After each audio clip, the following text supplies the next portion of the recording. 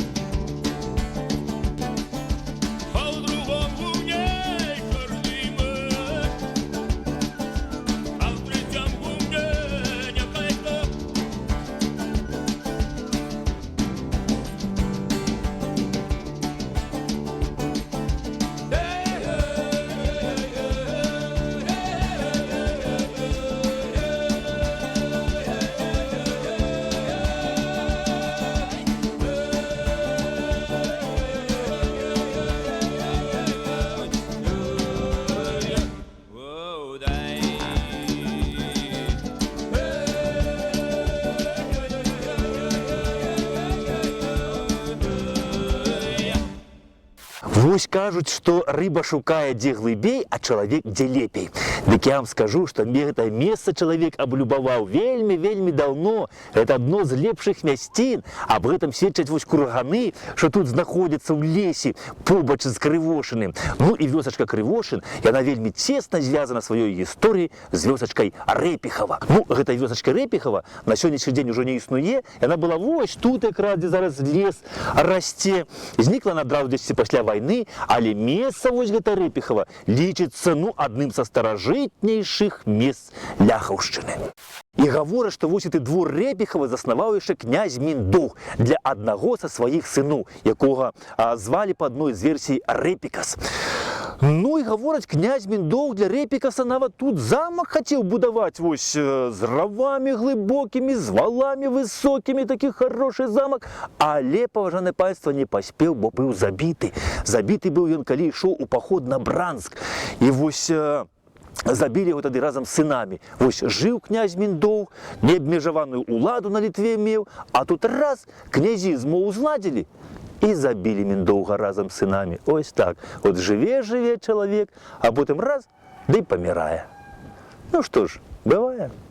Ну, а вось гэты двор Репіхова заснаваны Міндоўгам для свайго сына, жыў сваім жыццём. І ў метрыцы Вялікае княства Літоўска двор Репіхова узгадваецца ў 1481 годзе, як адно з уладанняў Івана Ільініча. Вось. Ну, а пасля Івана гэты двор пераходзіць да ягонага сына Мікалая Ільініча. Хорошы дзядзька, я вам скажу, быў. Ён быў маршалак дворны, пасля намеснік Менскі, пасля Смаленскі. Ну, я жаніўся, ну да, он, говорит, узяў сабе за жонку гэтую Ганну. Ну, павінны ведаць, у Зельве уладарыў такі Міхал нас, дык вось яго дачку ён браў. Ну, і з Ганнай у іх нарадзіўся сын, якого назвалі Міколка. Дык вось гэты Міколка Ільініч, кажуць, ой, хлопец быў няўдалы. І на каго такі ўдаўся, говорять, нягеглы зусім хлапчак атрымаўся. Як той казаў, адарві ды выкінь. І галоўнае, здаецца, ён і адзін і быў вось у бацьку, гэты Міколка. Дык кнігі гістарычныя пра гэта Міколку пішуць так, што Мікалай Мікалаевич Ільініч пасад высокіх не займаў, вёў жыццё разгульнае і значную частку маёмасці бацькі і маці прагуляў. Ну і ў сувязі з разгульным жыццём такі Мікалая Мікалаевича Ільініча вось гэты двор Репіхова другі раз трапляе ў метрыку Вялікае княства Літоўска па 1528 годзе. Жонка вось яго Мікалая Мікалаевича гэтага Альжбета, ну яе так усё дастала вось жыццё гэтага мужа, што она вырашыла звярнуцца на самы верх, ну, як бы сёння сказалі, да прэзідэнта. Ну, яна тады напісала ліст, звярнулася, значыцца, да самого караля, да караля Жыгімонта I Старога. Ну, і напісала яму ліст такі, што яе чалавек Мікалай Мікалаевич Ільініч усе свае маёнткі папрадаваў, папрапіваў, і яе жонку сваю Альжбету і дзетак сваіх без нічога пакінуў. Ось так, паважанае панства. Пілі яно колісь, п'юць яно бывае і сёння.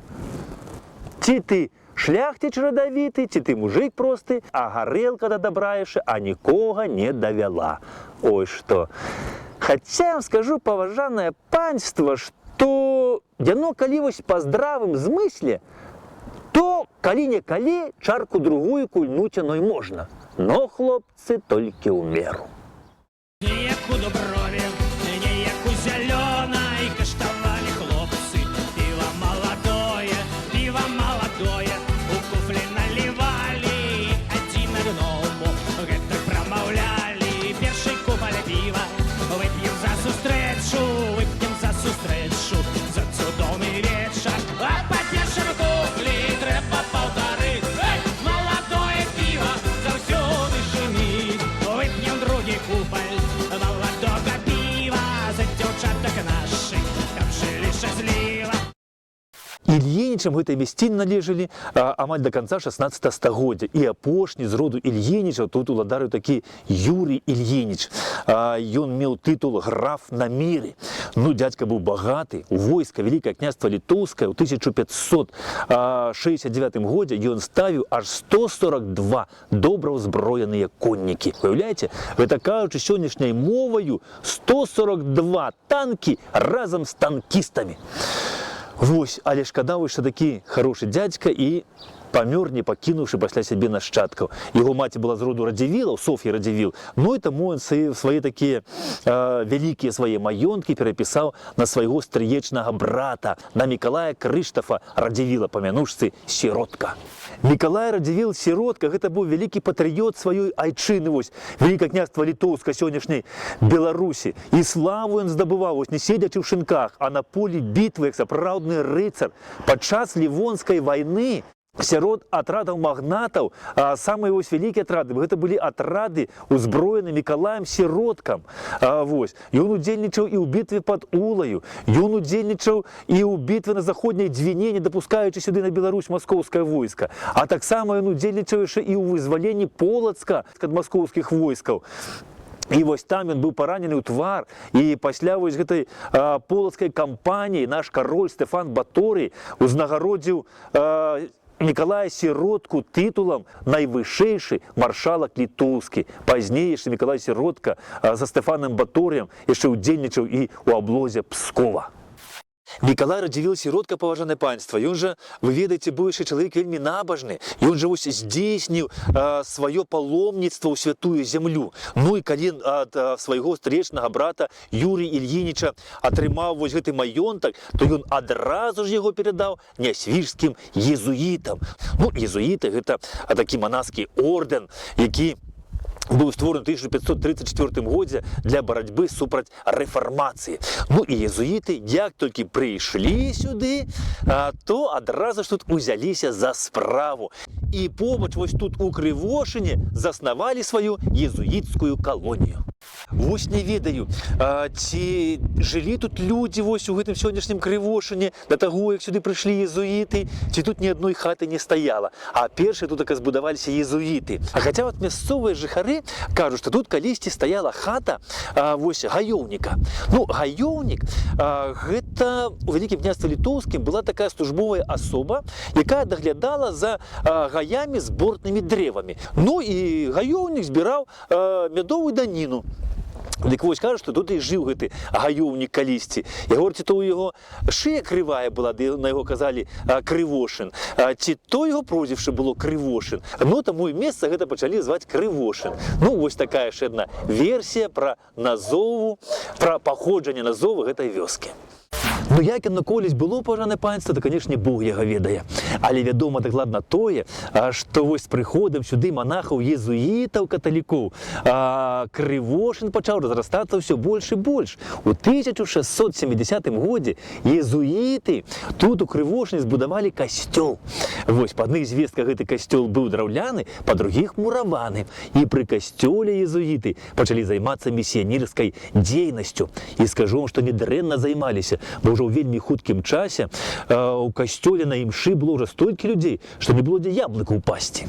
І ў 1740 годзе манахі-езуіты будуюць тут у Крывошыне цагляны вялікі касцёл у барочным стылі.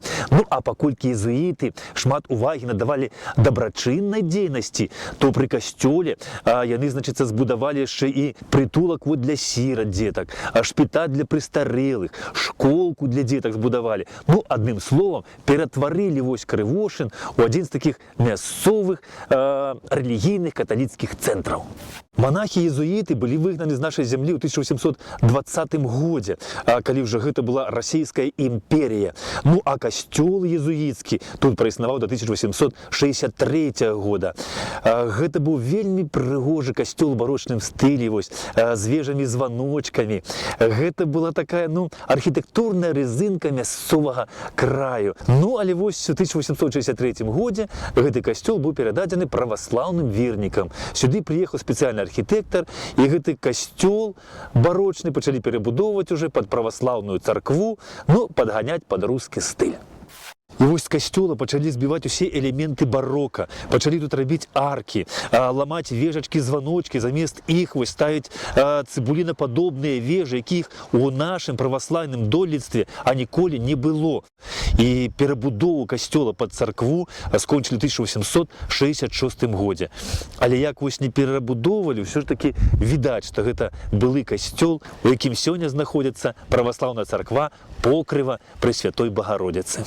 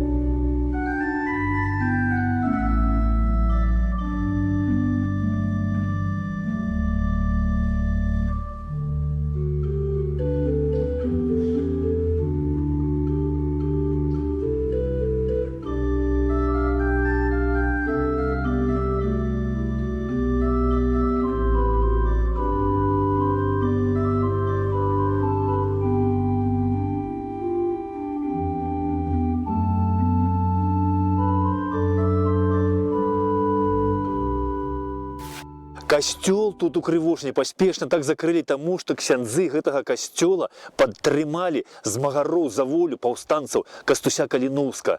Падтрымалі паўстанцаў тут і мясцовыя людзі. 9 чэрвеня 1863 года вось тут, ля Крывошына, ў лясочку, адбыўся бой. Бой паміж паўстанцамі і расійскімі войскамі. Кроў, конечно, не вода, разливать яе шкода, але хлопцы не шкадавалі сваей крыві і напаілі ёй зямлю гэтую, змагаючыся з карнікамі за нашу свабоду. Бой адбыўся якраз вось тут, у гэтым самым лесе. І мясцовыя жыхары расказваюць, што праз год вось пасля бою вясною, калі яны хадзілі па гэтым лесе, то убачылі, як узышлі пралескі, беленькія як снег, і на якіх былі відаць быццам кропелькі крыві чырвонай. Это, кажуць, кроў паўстанцаў, а тых хлопцаў маладых. І вось памяць пра герояў, што тут загінулі, баронячы нашу з вамі свабоду, жыве тут і па сёння. Мясцоваю школаю быў насыпаны на месцы бою вось гэты курганчык, пастаўлен тут помнік. І па сённяшні дзень патрыёты прыходзяць вось на гэтае месца і запальваюць тут свечачкі.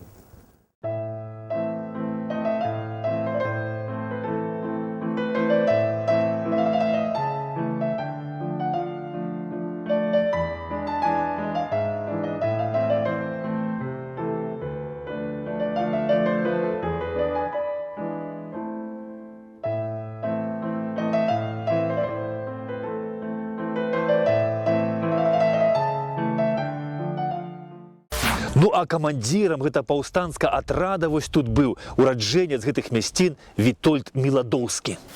Пасля бою ля Крывошына вось атрад Міладоўска яшчэ доўга тут блукаў па гэтых лясах да самай восені. А потом он пайшоў пад Наваградак, дзе і быў гэты атрад разбіты. А сам Міладоўскі, он хаваўся ў сваіх сяброў у Сваятічах. А пасля яму прывезлі пашпарт з Менску, і па гэтым пашпарце ён змог дабрацца аж да Рагачова. А вось у Рагачове ў лістападзе месяцы 1863 года Міладоўскі быў схоплены. І пасля гэтага лёс камандзіра паўстанцкага атрада, ураджэнца гэтых мясцін Вітольда Міладоўскага, невядомы. Недзе гадоў 6-7 назад вось у лесе пад Крывошным спілавалі вельмі тоўстую хвою. І калі пачалі разрэзаць, то знайшлі там дупло здаравеннае. І ў гэтым дупле знайшлі скелет са зброяю, з рушніцай. І гэтая рушніца была часоў паўстання Кастуся Каліноўска. Усе зразумелі, што гэта паўстанец, які быў паранены, залез, хаваючыся ад карнікаў у дупло хвоі і там памёр. І вось гэтую рушніцу былі забралі ў школьны музей, ну, але пазней прыехала, кажуць, міліцыя вось, сказала, што такая зброя ў музеі ляжаць не павінна, забралі гэтую рушніцу, і так і па сённяшні дзень ніхто не ведае, дзе падзелася гэтая рушніца паўстання. Гэты вось куточак зямлі беларускай, і он знакаміты яшчэ і тым, што тут прайшла частка дзяцінства, ну, можна сказаць так, аднаго з пачынальнікаў новай беларускай літаратуры, фалькларыста і паэта Яна Чачота. Калі Ян Чачот быў маленькі, то ягоны бацька вось сюды, у гэты маёнтак Рэпіхава, прыехаў працаваць эканомам. А Рэпіхава тады належаў Тызенгаузам. І ён працаваў Тызенгаузаў. І тут па гэтым парку Ян Чачот каліся бегаў малы з такімі хлапчукамі, як сам. Тут он для старых дрэў слухаў аповеды старых дзядоў, розныя казкі. Пасля Ян Чачот гэтай казкі перарабляў у баллады. Пра Яна Чачота яго сябры пісалі, што гэта быў вельмі вясёлы, жывы, кампанейскі хлапец. Але вось лёс яму выпаў не вельмі вясёлы. Ён нікога не забіў і ні ў кого нічога не ўкраў, а ў турме сядзеў толькі за тое, што вельмі любіў сваю айчыну і хацеў жыць дзеля яе. Калі Ян Чачот быў у высылцы ва Уфе, то губернатар, даведаўшыся, што гэта беларускі паэт, забараніў выдаваць Яну Чачоту чарніла і паперу, каб ён не мог пісаць не толькі вершы, але і лісты сваім родным. Ну і там вось ён вельмі моцна падарваў сваё здароўе і, прыехаўшы сюды, доўга лячыўся дома. Пасля паехаў лячыцца ў Друскенінкі на воды, і там у жніўні месяцы 1847 года памёр. Побач з Друскенінкамі ў вёсцы яго і пахавалі. Ну і пазней сябры на магіле Яна Чачота паставілі помнік, дзе і сёння можна прачытаць такія словы, што яго імя будзе заўсёды ўзгадвацца ў краіне побач з імёнамі Адама Міцкевіча і Тамаша Зана. Калі ты ведаў іх, пастой, памаўчы і памаліся за ўсіх траіх. А вось тут у гэтым рэпіхаўскім парку, дзе прайшло дзяцінства Яна Чачота, удзячныя нашчадкі паставілі вось такі памятны знак.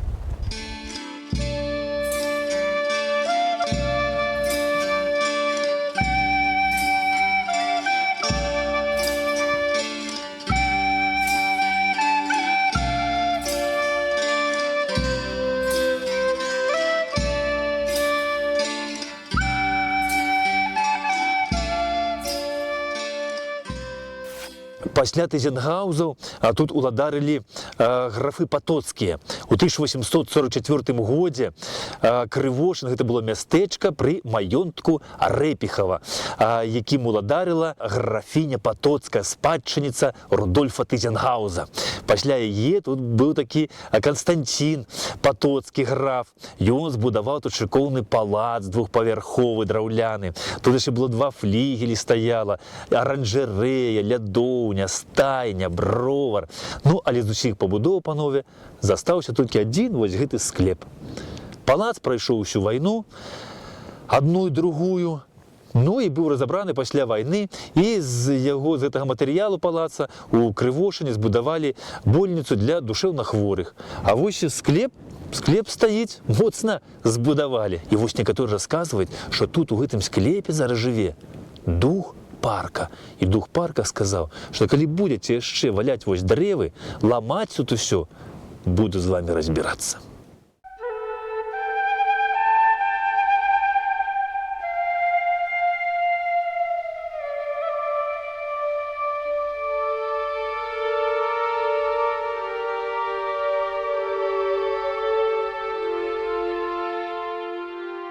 Пад канец 19 стагоддзя вось гэтае мястэчка Крывошын было ўжо цэнтрам крывошынскай воласці. Тут, паважанае панства, на той час было валасное ўпраўленне ўжо, тут было народнае вучылішча, тут быў хлебазапасны магазин, царква, капліца, піцейная установа была. Ну, шмат чаго было, ну а раз на год вось на гэтай гандлёвай плошчы адбываліся кірмашы. З 1921 года Крывошын увайшоў у склад Польшчы. І гэты маёнтак тады належаў Яраславу і Ірыне Патоцкім. Яны жылі ў Варшаве, сюды прыязджалі такі на лета. Ірына была вельмі такая ўся рамантычная, она была актрыса. І да яе сюды любілі прыязджаць з Варшавы яе сябры-акторы. Ну, пагуляць па гэтым парку, схадзіць вось на остраў Кахання, ну і парэпетырваць там пару якіх сцэн з Ромео і Джульетты. Ну, бывало парэпетырваць і сцэны рэўнасці там шекспіраўскія з Атэла, ну, не даходзячы да того моманту, дзе малілась на ноч Дэздэмона. Ну, адным словам, любіў прыязджаць творчы люд сюды паадпачываць. Дарэчы, сюды і па сённяшні дзень часта прыязджаюць турысты на гэты парк на адпачынак.